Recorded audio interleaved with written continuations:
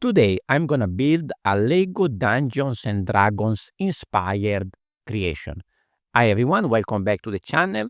I'm here with this little very fragile thing because today I'm building something for a new challenge called Dungeon Dangers. This is the template designed by Lego designer Wes Talbott that recently, if you watch my episode of This Week in Bricks, I've been building a few of these very interesting D&D inspired dungeons. So here is my first attempt to build a sort of villain of this build, which is a gelatinous cube. Please correct me if I'm wrong because I don't play D&D, but I hope that what I'm building here makes sense. So this is supposed to be some kind of transparent thing that cannot be seen, that can take people inside, something of that sort. This is a very simple build. I'm gonna talk a little bit more about this later on because first I want to show you something a little bit more interesting, which is a little bit of the landscape. So here what we are building is a 16 by 16 base with cut corner in front. So what I wanted to have here is a sort of river, kind of darker kind of river that is flowing in the middle. If you remember, I already built some habitat for one of the D&D minifigure with a river and a sort of dungeon cave built in this type of style. I will put a link to all of these down in the description below. And here then I expanded a little bit to create this whole build like so, and then I'm gonna add this one to keep everything together. Now don't worry much about this part over here because it's gonna be at the back, it's just a support, it's not gonna be seen. Anyway, here we have the structure and we have to build 3 columns with some sort of arches, and here is where I'm gonna place the bad guy.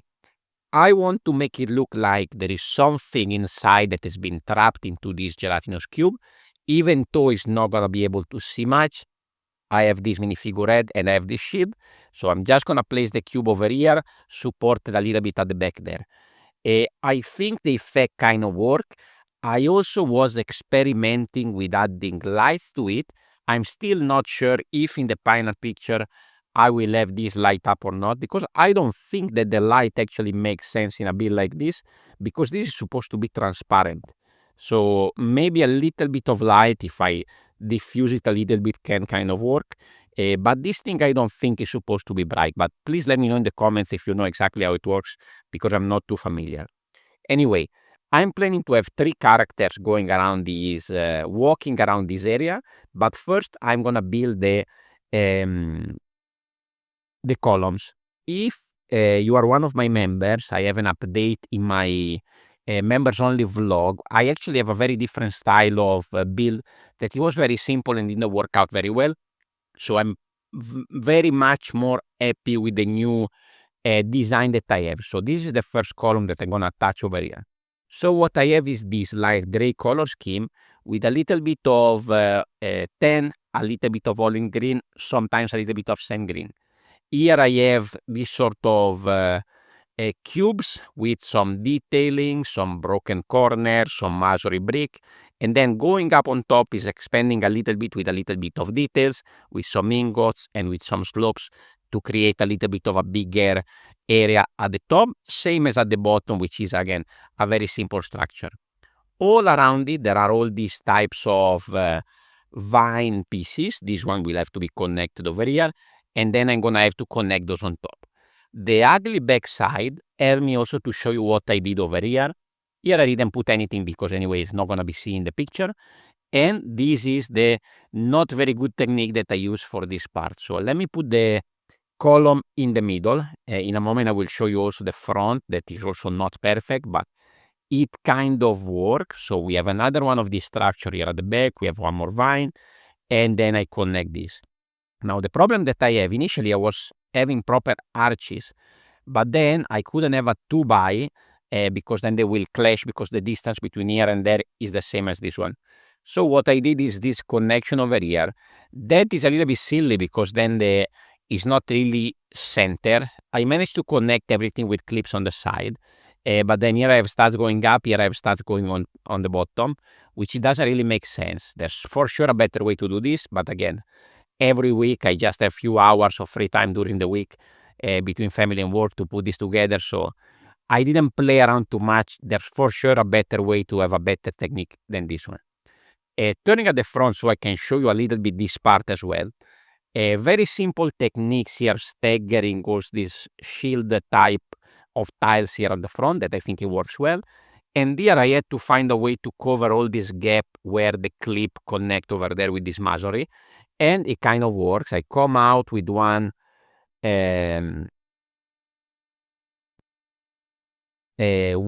stand not on top technique there in the middle, coming up a little bit and then connects at the back side here. And with these angle studs, I can go around to create a sort of interesting pattern that covers up this corner.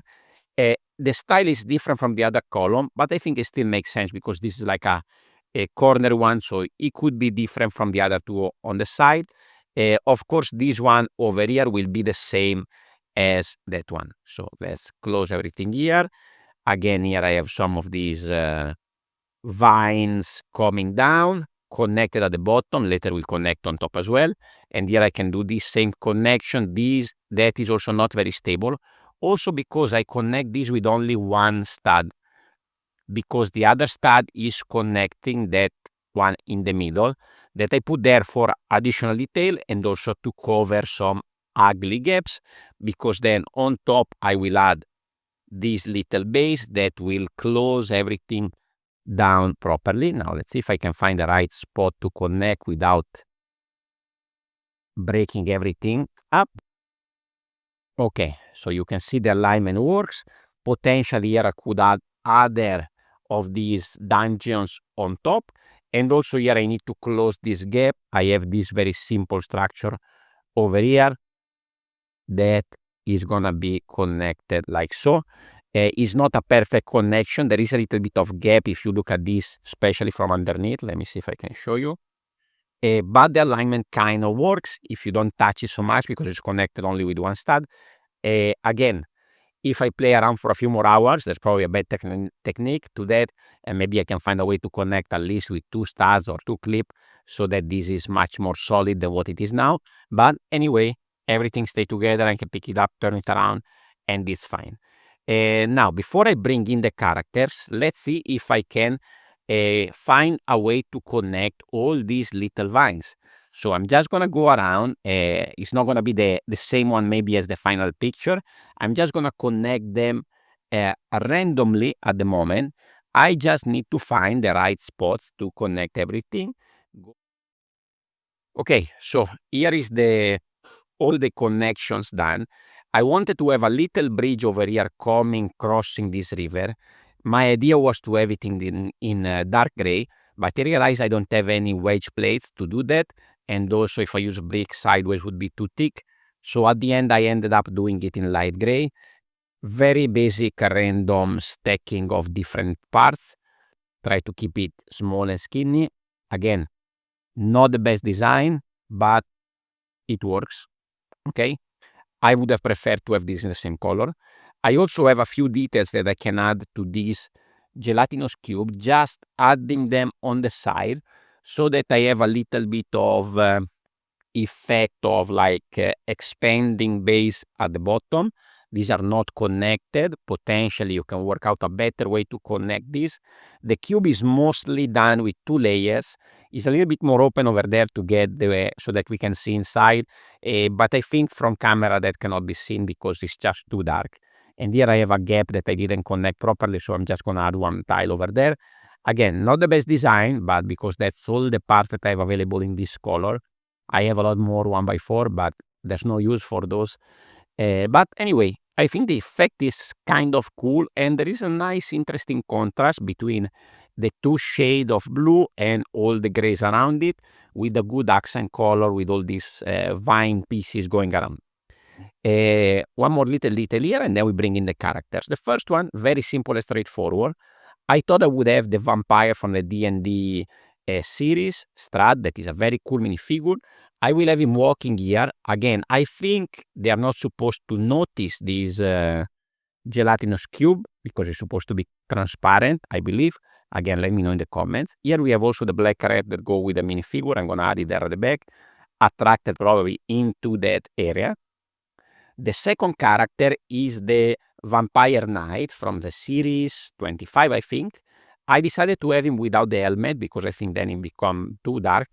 The hairstyle here probably doesn't fit much, but that's what I did in my collection, so we're going to have him over here. Now, another thing that I think probably is not right is that here I'm making a sort of band of vampires, which I don't think maybe makes sense. I think probably you should have different characters with different abilities that do different things, but let me know in the comments because I'm not D&D expert, so I'm sure you guys can let me know if what I'm doing here make any sense or what I should have done differently. You see, this connection that I mentioned earlier that is not very good is already popping out of the stud. So I need to reinforce this one a little bit. Okay, now I have a custom character. So I took this dark red skirt that I had in my collection, and I want to have a flying vampire because I don't want anybody to block this view. I want somebody over here. So here is the little structure that I have with brackets to have the wings of this vampire coming out and flying. For the torso, I'm using the torso of this Monster Pirate minifigure. This is series, I don't know, 14 or something like that. And I added also an extra plate over here so that later I have more space for there. I wanted this to be a female. The only sort of white or gray head that I found is this one that is actually from a space nurse minifigure from the recent space series. It's a bit odd, but kind of works. And then I'm just gonna add a proper nice and long hairstyle that I think it really matched the vibe very well of this lady vampire. That's why I needed to raise a little bit so I have the space for the hair to go all the way down. And then here I have some angle studs to which I can connect this flying vampire. Let's find the right spot. There we go. So I think at the end I'm pretty happy with the style, with the composition. I could probably go with something a little bit more elaborate for the columns, but again, with the time that I have available this week, I think I'm pretty happy with this. Let me know if this makes sense or what are the inconsistency. Go and check out Wes Talbott profile with all the details about this Dungeon Dangers challenge. And maybe let me know, maybe this could be an idea for a series where I can build another one or two of these if you enjoy this content. And of course, please remember to leave a like, comment, and subscribe. And if you like this, probably you will like my series of Dungeon and Dragon minifigure habitats that I did a while ago and it was very successful. Thank you very much for watching and I will see you on the next one. Ciao, ciao.